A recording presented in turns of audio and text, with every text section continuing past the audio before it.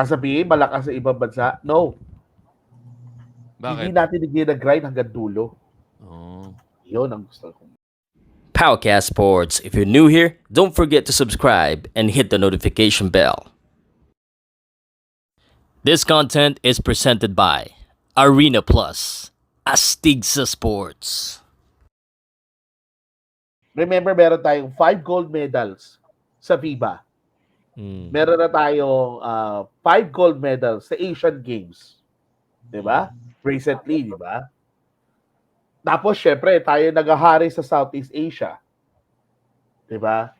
Kumbaga, it's a kasi noon, ang Philippine team, pag sabihin mo basketball, patayan yan. Ready sila magpakamatay. That's why natuwa nga ako that they were champions. Hindi ko sasabihin loser ang Gilas. The problem kasi is this. Sarap The yan, later years. The later years. Pumasok sa Good eksena, news muna bago bad news. nung pumasok sa eksena si PBA noong 1975, isang beses na lang tayong nanalo ng FIBA Asia. Pero going into the World Cup, Wala we na. never did that before 2014. Olympics pa, bro. Ito yung sinasabi mo, pag NBA, championship, ano ba talaga? Pag Olympics, So, yun yung championship.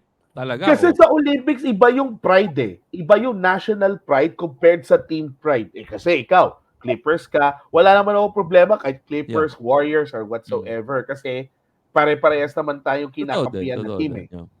Pero if you will going about national pride, Pilipinas na to. Bakit ako, why I keep on ranting Gilas Pilipinas? Because they never have growth as of today. Natuwa pa ako doon sa Asian Games. O sige, sabihin natin. Natuwa ako sa Asian Games. Anong goat? Aminin na natin yung Asian Games. Ito na Asian Games. Kasi you need to consider yung growth na... growth? Akala ko goat. Ano ba naman? Growth. Okay. Sorry. Yung growth natin kasi, hindi natin kaya makipagsabak.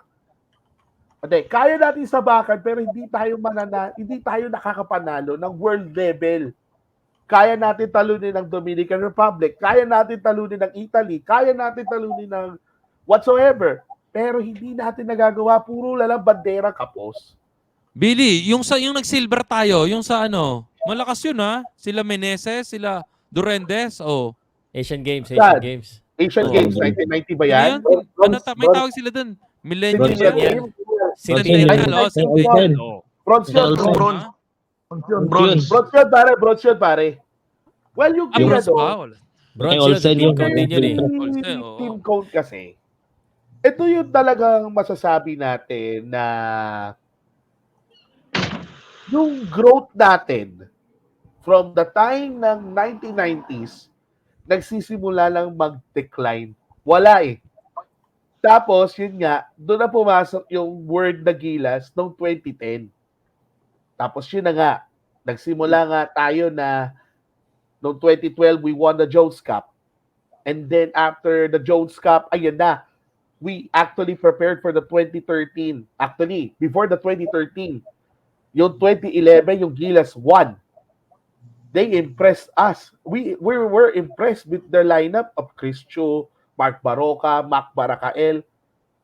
And then you have some reliable PBA players like Ronnie Del, Jimmy Alapag.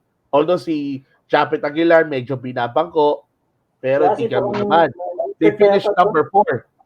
If not, doon nagkalat sila against South Korea. Walang medal yung 4 Sa free throw yung Billy. Daming minti sa free throw. Oo, ang dami natin bitis sa free throw no, di ba? Pero yun nga, starting 2012, nung hinawag ni Coach Chot Reyes, ayan na. Yung ba kay yung free throw ni Angas ng Tondo? Kelly Williams. Meron ba yun? Yeah. Diba? Meron yun, diba? Yung 2014 na yun, pre. Yung Asia Cup, 2014. Poly. Pero if you're talking about from 2012 to 2013 to 2014, noong 2013 pa nga, di ba, tayo host ng FIBA Asia Championship. And then actually, nung tinalo natin yung South Korea, nung semis, malaki. Sigurado umiyak kayong lahat. At ako din kasama doon. Napaiyak ako doon. Na sino makakala na matatalo natin diba? Then after that, Okay. World Cup na. And then after that, yung World Cup kasi level natin, kaya naman natin talunin yung mga bansang yan eh. Pero hindi tayo nananalo ng mga ganito. Bakit? Kasabihin, malakas sa ibang bansa? No. Hindi Bakit? natin nag-grind hanggang dulo. Oh. Yun ang gusto kong masabi. Sasabihin ng iba, mas matangkad yung iba, di ba? May ibang bansa. Are you Di there? ba? Ganun. Are you Hindi, mga there? casual, di ba? Mga casual, hindi nila alam eh. Oh, Matangkad, Okay. malakas, maano, di ba? Itim. Si Ang Dante daming itim muna. dyan. Gusto ko marinig itong eh. Ganito, not ganito about guys. It's not Sige, about sige, it's not about the height. It's all about the proper skill set kasi. Yun naman talaga eh. Teamwork, yung ano, execution ng Oo. team. Oh.